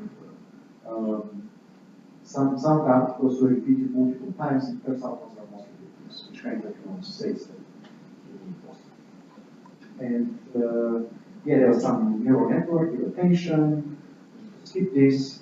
I'm close to finish, but I want to talk a little bit about user modeling. Right? I have not covered this aspect. Right? So we talked about kind of modeling the reliability of sources and their bias and so on and so forth. Now we're going to talk about users, especially social media. Right? So what kind of users you get? Well, you have social blogs, right? Which are just like reposting. So like it's their fake news and they have an army of 100,000 posts that are going to be posted. It is going to spread faster. That's one thing. And they're actually, there are toolkits like this Bot or Not by the Beauty Project. It's a US project where it can tell you whether you give it a Twitter account, it tells you whether it's likely to be bot or not. Okay? But they have a disclaimer, it doesn't work for politicians. Any politician you put there and say it's a bot. Okay. Maybe their accounts are really bots, and anyway. And you kind of can explain, right? Based on different sentiment, trends, temporality, and so on. So of course there are trolls. Trolls, the classification of trolls are users that are kind of there to disturb communication. Right? And they are arguing with other people and so on and so forth. But actually, recently journalists have talked about trolls as kind of opinion manipulation trolls, right? People, those are Putin blogs, those are whatever, kind of propaganda machines. Which is not the original meaning, but they are using this. Soft products. Soft products are basically, you are assuming false identity. It's just like those toys, it's like Gateva, right? And you can have more than one, and you can even kind of have 3 or 4, and they can talk to each other, in the forum, and you can pretend to be something else. Yeah, that's soft products. After the first, you kind of, you're trying to, it's a market campaign, you're kind of trying to make people believe in the forum that there is a huge support for some particular cause, right? Internet Water Army is a direct translation from Chinese. It's this kind of a large number of people, right, that are organized to flood the internet with particular comments or message or articles, right? And typically paid by the government or by some company. Yeah, it is also kind of 5 cents, there are other names. And there's something else, we kind of like the term seminar users. Comes like from people organizing a seminar, kind of calling, let's say some particular show and, trying to, send some particular message. So basically, those are social media users that engage in propaganda in support of some particular particularity. We have done some research on seminar users, about Egypt, Saudi Arabia, City, Egypt supporters, and so on and so forth, and the CCA, ISIS, and so on. I'm not going to talk much about this. And we talk something that is more interesting for you, because we are here in Bulgaria, about opinion manipulation trolls. Okay, so government, political companies, they might want to manipulate the public opinion using those internet trolls. And this kind of happens in many places. So, for example, there are people writing to Wikipedia for pay. Okay?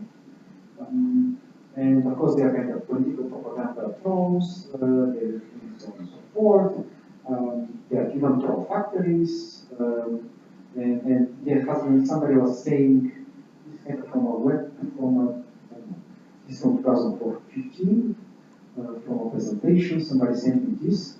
It's like a Bulgarian Twitter space on this particular date. It's like about design, architecture, choreography, use in media, Bulgarian politics, and there's similarly Russian culture. That's kind of strange. I don't think Russian culture is great, but I don't think it's so popular in Bulgaria. You can see this, this kind of separate, and this is true, something looks fishy. Okay, can we stop the trolls? Okay, or those seminar users or opinion manipulation, political trolls.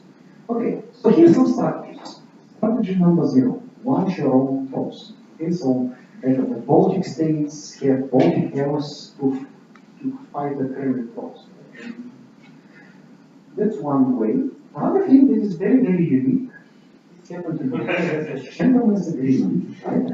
The political parties, right, after some scandal back in 2015, and we'll talk about the scandal, right, about, there was a big publication in Vivo about some political parties, actually a number of political parties. I actually call them white-handed. Yeah. I'm going to talk about this. We have used this data for experiments. I'm going to talk about this, right? So, but anyway, so you have, anyway, there is like, oh, you have used it, you have used two, you have used two, okay, let's sign it, nobody's going to use it, right? I don't know, like 3 years later, 3-4 years later, whether it's still true or not, but sounds good. Okay, that's another way. Another way is like to widely expose the trolls, right? So this kind of from one Twitter post, somebody said, these guys are spreading trolls, spreading propaganda, retweet this. Another thing is, of course, you can try to block them. This will be Wikipedia trying to do, right? And Facebook is trying to, and Twitter they are trying to limit the spread of those messages. You can also sue them. Actually, Amazon has sued 1,000 people writing fake reviews. Okay? So if you're writing fake reviews, you can get sued. And of course, the most interesting thing is can you find them and filter them automatically. Okay, can we? Of course we can. The question is we have data. Right? And the fact is there is data. Because there are those center government protests in Bulgaria in 2013. Actually, I should have put a slide with the original Bulgarian thing. This is kind of translated. But, there was a lot of political debates in forums because, of course, there was, heated debates. And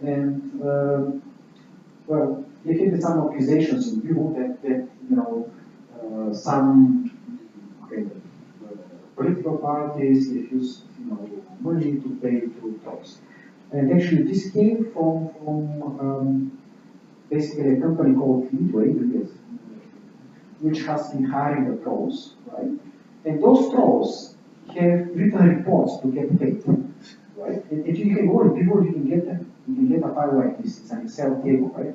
That tells you, okay, here's the URL, here's the user interviews, and this is what they put us next, okay? And it's like for every day, right? And basically, you have like 10,000 comments, 2,000 in Facebook, 8,000 news community forums, right? Over a period of, so here's what the contact that they are making with users, right? They are making with users, okay, you have to publish 250 comments, I know from different IP address and whatever, and they are giving their everyday key points. Okay, today you write that, okay, then we find here one test. And one interesting thing is that, okay, and here are some examples, I guess, from those. Live from the dead protest, right? All those kinds of happenings are paid. Using the people investing in paid. Those particular users were writing in Denver code. Who knows who was, maybe it was propaganda from all sides, but the guys that were paid were writing in support of the government. Those that were paid in support of the opposition were not called. Okay. And one interesting thing that happened, which is very interesting, is that users started accusing each other of being trolls. Okay? And we have used this. And another thing is that users have started accusing each other of being Muzilka or Muzi. Now, have you heard of this term, Muzilka? No? Okay. So in the forms of let's say, capital or lending, this is a term to design kind of pro-Russian, pro-Putin tone. The manipulation of this. And journalists and users, they are convinced that this is how they are taught in Russia, right? And Muzilka means pro-Putin tone. I have talked about this in Russia. I was like twice there, right? As a speaker at a conference. And then I talked about Muzilka. I give the speech in Russian. My Russian is about the same as my English, right? And things are good, and then somebody, sorry, what is Muzilka? And I'm like, no, but you know that. And it's like, no, we don't call them this way. Anyway, but kind of in the forum, Muzilka and Muzi is, okay. Now, interesting. We have those fake trolls, right? Unfortunately, many of the accounts are deleted and so on and so forth. we only have 15 in this forum. And we have 900 good users that have at least 100 to 200 comments and have never been called trolls. And we have 300 accused trolls. People that have been called troll for at least 5 different people in different contexts, in different articles, in different situations. And it turns out that there are some similarities between actual paid trolls and accused trolls. Okay? And I have here, I have a lot. I have a full talk on this, right, just on these experiments. But now I'm just going to give you one particular kind of summary, high level, right? So see here the accused trolls, mentioned trolls, and the paid trolls and the non-trolls. So here you have some kind of history. And in a way, okay, in some respects, the mentioned trolls are like the regular users. In some respects, they are kind of like the paid trolls. But I can tell you that the paid trolls that did kind of clearly very, very bad job here. Why? Okay, look. When are the paid trolls writing? Working days, working hours, exclusively then. Okay? Right? Look at the other people, like the regular users, whether they are accused trolls or normal users, no difference. Right? Okay. When are the paid trolls writing? Very rarely. They are activated on particular days when it's needed. Okay? High negative votes, and the people hate them, right? And so on and so forth. And kind of when they start writing, they kind of write huge number of comments, and so on. Interestingly, kind of for the task of predicting in the community forum of Qatar, which is in English, which is in a different country, which didn't have this kind of political situation at all, people still call each other trolls. Okay?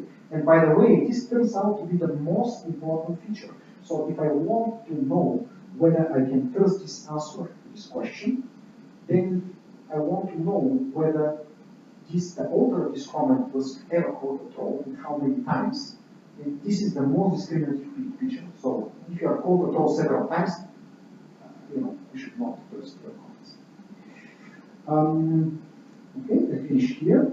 We have kind of went through a long list of tasks relevant to fact checking.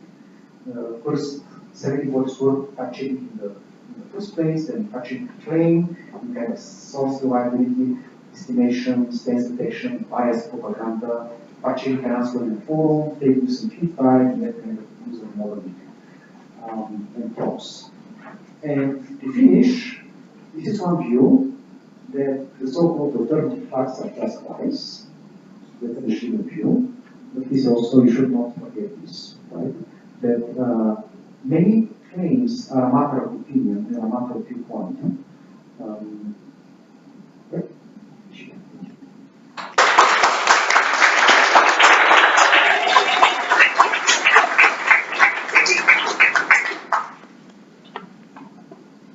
Thank you for the comprehensive presentation.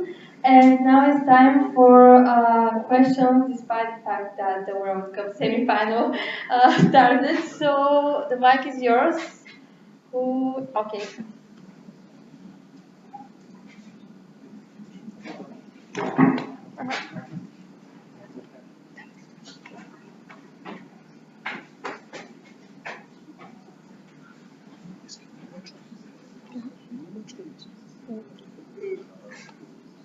Francuski.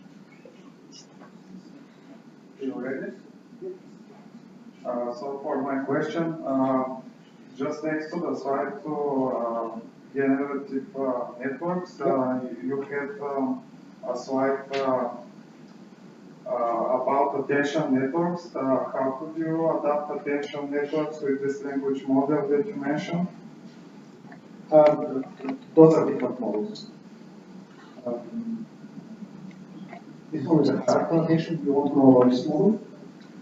One who is not visualizing. Sorry? Okay, it's not visualizing.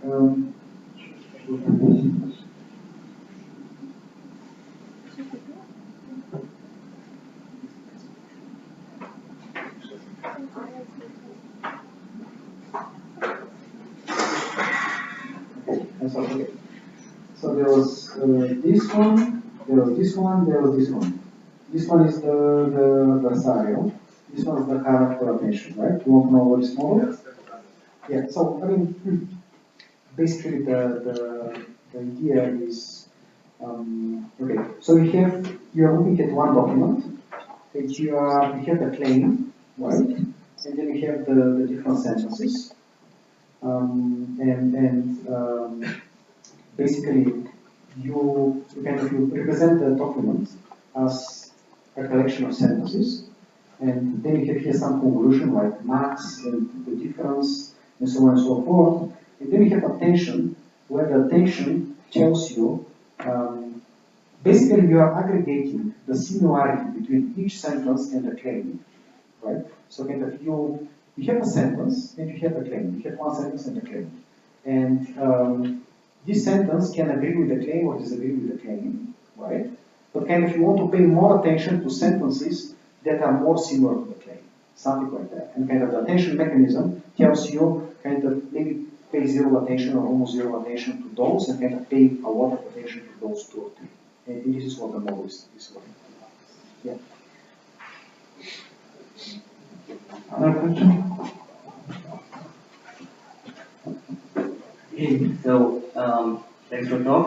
And with all the research being done into video and speech synthesis, should we be looking into detecting fake news there? This is an excellent question. So it has been, actually, these adversarial techniques, right, they can be used to create fake images. They can be used to create fake videos. And something that was very impressive, like 2 years ago, there was the fake Obama. So there was research, right? Basically, these videos you can find on YouTube. They are kind of maybe refined more sophisticated, where you can take even videos of one person, and then you can make this person say anything you like. And basically, the people presenting their paper, right? Now I'm talking here. You kind of had Barack Obama present their paper, right? You kind of ask, kind of put in his mouth, anything they want. Of course, this can be detected, right, at this point, but this technology is getting better and better. And it's particularly worrying, exactly because of those adversarial techniques, because the better the discriminator gets, the signal can be now sent to the forger.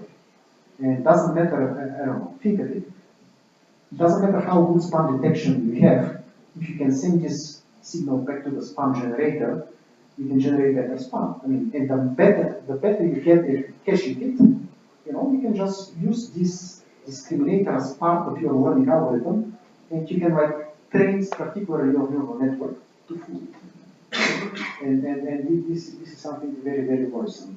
And this is something that I mean, fake images and fake news, those are very, very important. I mean, I have given a version of this talk 2 months ago in Al Jazeera, right? And the thing that they worried about was not that much text. They really worry about videos and images, because this is what they base their stories on. They are very worried, that we are going to get fake ones.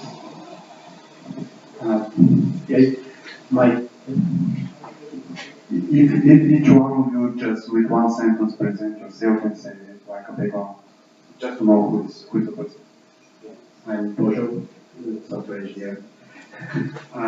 So my question is, have you considered as part of the features for the fake news detection, the channels? Because fake news are spread through particular channels. So what I mean, for example, which Facebook groups are the news spread in, or what hashtags are used in conjunction with those things, or what are the users that share? Because this is how these news are discovered, and this is the main purpose of this. Yeah, so we have, and in particular in this work,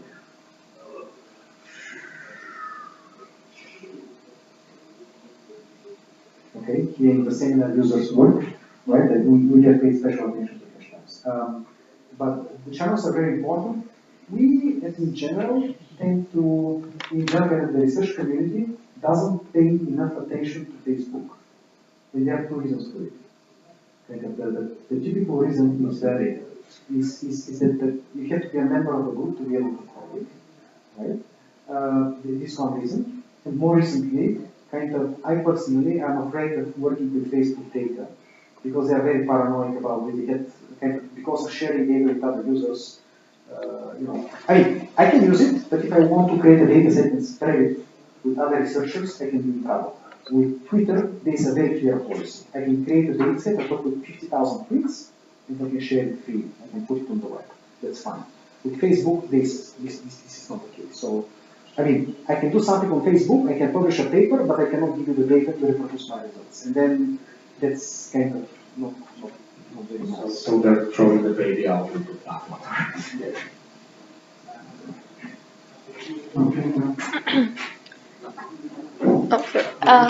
So two questions from the online viewers from Yonko Petkov.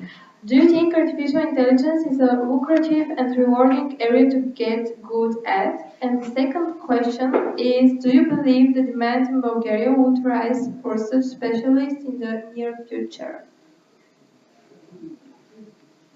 If you want to. Okay, so the first question is, do you think that more or less whether the artificial intelligence is an exciting field to be in, more or less? Yeah. Yeah, I definitely think so. Obviously there is a lot of hype in artificial intelligence, yeah. So there's an inflation in the expectations, and this curve, right? Kind of for any technology, that at some point this hype has to go down.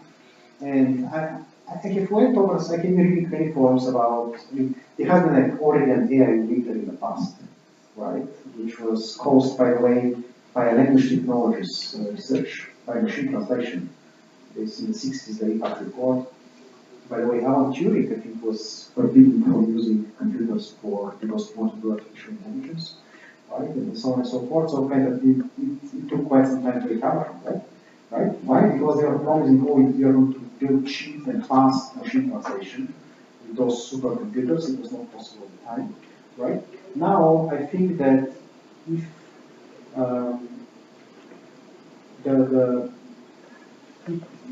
if you get into trouble, one possible way where this can come from can be from something practical. And this can be the self-driving cars. Because, if they start by killing people, if they start by failing on a massive scale, right? This can kind of send a message, AI doesn't work, and kind of can lead to industrial disinvestment on a massive scale. Until kind of the pet kind of research goes out. I mean, the problem is that this research money, industry money, it is kind of fixed. So many people are promising things that are impossible to do in industry. So if you take industry money, you should deliver.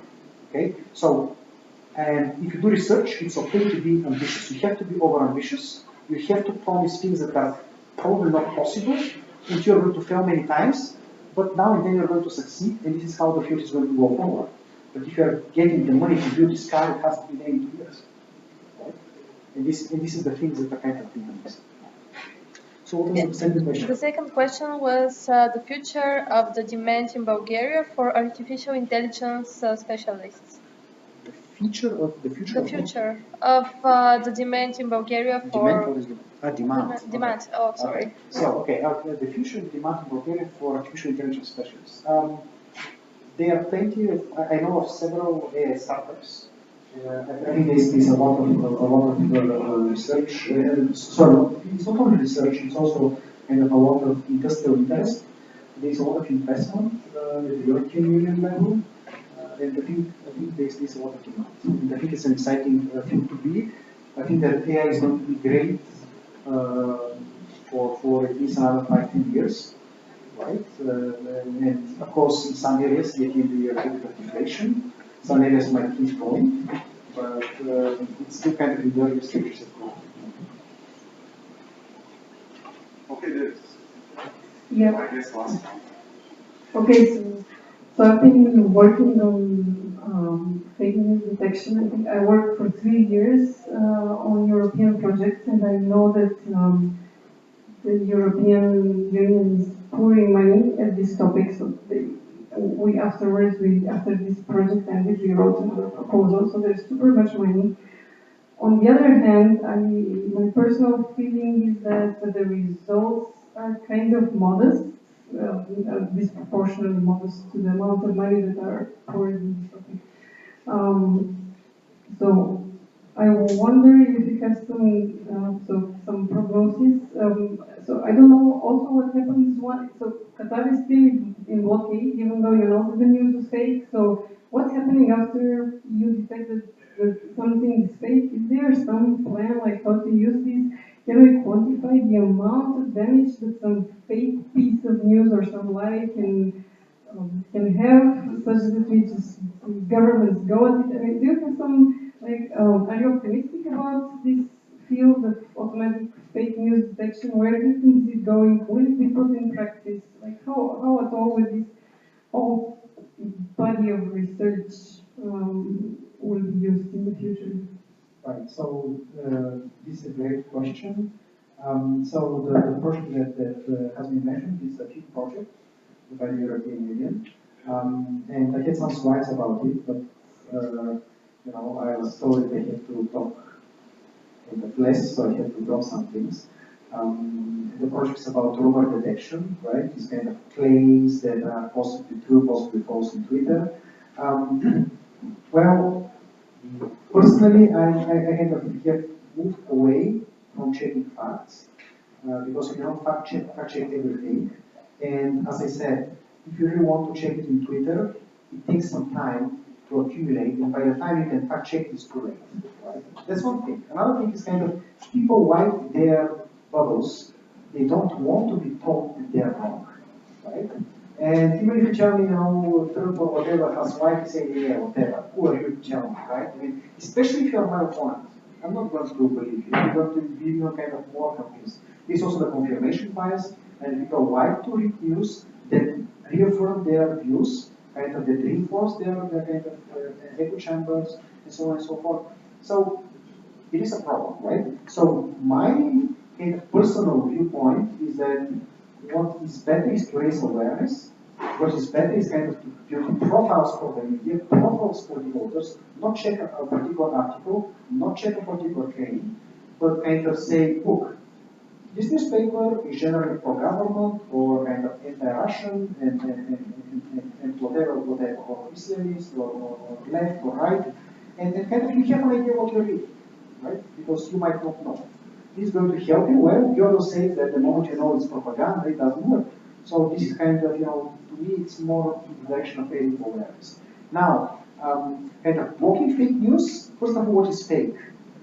Okay, they are things that are a matter of opinion, like you've shown in the last slide. It's dangerous. This is the thing that Facebook didn't want to do. They didn't want to become the Ministry of Truth. They didn't want to block. This is true, this is not. Okay, there are many things that are a matter of opinion. And there's also a danger, also when you go into legislation, for example, at the European level, right? Commissar Maria Gabriel kind of kept like some study, some kind of questionnaire put on the web, because they are worried. They are worried if you put legislation in place, this can go kind of result into censorship. Okay, and a similar law has already been passed in Germany, has resulted in censorship and in self-censorship, and actually had some unexpected legal kind of consequences. One of them is that, okay, so the law says that if there's something fake, and you have published it as a medium, kind of on your website, and you are informed that you have this fake content or hate speech or whatever, you have 24 hours or whatever to take it out, or 48 or whatever, right? Now what has happened is that there has been this kind of fake and kind of neo-Nazi kind of websites, and then somebody says, okay, this is whatever propaganda, it's illegal, you have to remove it. Okay, they remove it, now what? Now they cannot prosecute them, because there is no evidence. Because it has been deleted. So they cannot go after these people, they cannot find them, they cannot put them in jail, they cannot find them, because there is no evidence. So they're kind of, you have to be careful what you do with legislation. Yeah, but the short answer is, checking a claim typically comes too late. You cannot convince the people. I mean, it's still important if it is a political debate, right? some politician says something, politicians have to be held accountable. Even after a week, it's still good the media to talk about it. But you cannot check every single thing. Okay, I guess we finish. Are you ready? Because there is a beer and yes, yes. all the anger of the others. So be careful with the question. It's not mine. So I recently started a company that's in the field of profiling and monitoring politicians. So my question is, what kind of frameworks there are based on NLP where you can define whether a statement is like more a priori versus a posteriori, or more empirical based or more opinion based? So, okay, I mean, there has been work on subjectivity versus objectivity analysis, right? We are doing a little bit. I mean, we have been using some of those features, but yeah, I mean, even for sentiment analysis, right? Kind of early work from I don't know, like 10, 15 years ago was like, okay, you have to say whether this document is positive or negative about this movie, and the first step is you try to say which of the sentences are subjective versus subjective. You throw away the objective ones. You want to take the subjective ones, and then you try to decide whether they're mostly positive or mostly negative. So yeah, this. So that's the. Well, I mean, there's probably more. Okay, so I think we need to stop with the questions and start the informal part with the beer and networking stuff. So I know the match starts, but still we can. If someone wants to watch the match, just let us know. We can run it here. And just to remind you to stay updated for the upcoming things which are going to happen in the near future, August, in Data Science Society. So data science, beer and barbecue, also study data science group gathering and coding together. Also the Datathon which is coming, a monthly challenge which we focused on data science, so stay tuned. And yeah, barbecue, I have already told about that. So yeah, stay tuned and come for a beer. Okay, and thanks to our.